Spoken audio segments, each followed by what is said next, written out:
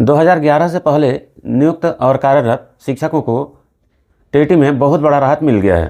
Working teacher के लिए इस आदेश को तमिलनाडु सरकार की तरफ से 13 फरवरी 2026 को जारी किया गया है, जिसमें 1 सितंबर 2025 को सुप्रीम कोर्ट की तरफ से जो आदेश जारी किया गया है, जिसके अनुसार 2011 से पहले नियुक्त और कार्यरत जो शिक्षक हैं उनको भी टेट उत्तीर्ण करना अनिवार्य होगा।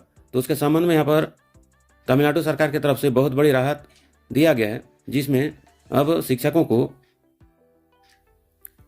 18 फरवरी 2026 से 10 अप्रैल 2026 तक विशेष टीईटी के लिए आवेदन करना होगा।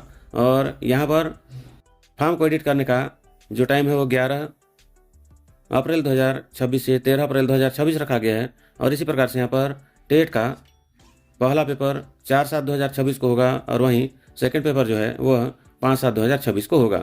इसके साथ ही यहाँ पर ST/SC के शिक्षकों को बहुत ज़्यादा राहत भी दिया गया है।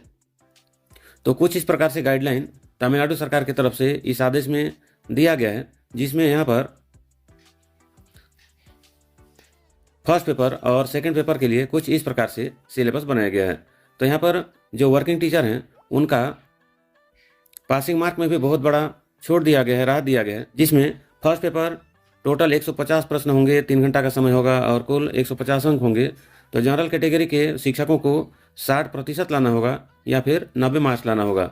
इसी प्रकार से BC, BCM, BMC और DNC जो कैटेगरी हैं, इस वर्ग के टीचर को 50% या फिर 75 अंक लाने होंगे। इसी प्रकार से SC और SCA और ST वर्ग के टीचर्स को 40% लाने होंगे या फिर 150 में 60 अंक लाने होंगे।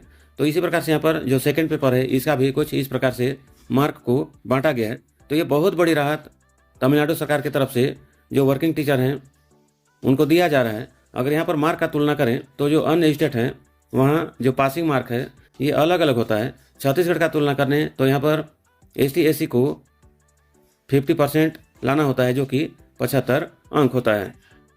तो इसी प्रकार से जो अन्य राज्य हैं उनका भी टेट के संबंध में अलग अलग गाइडलाइन और अलग अलग मार्क्स होता है। तो यहाँ पर तमिलनाडु सरकार की तरफ से बहुत बड़ी राहत शिक्षकों को दिया जा रहा है, जिसमें विशेषकर ST/SC के जो शिक्षक हैं उनको बहुत ज़्यादा राहत मिलने वाला है।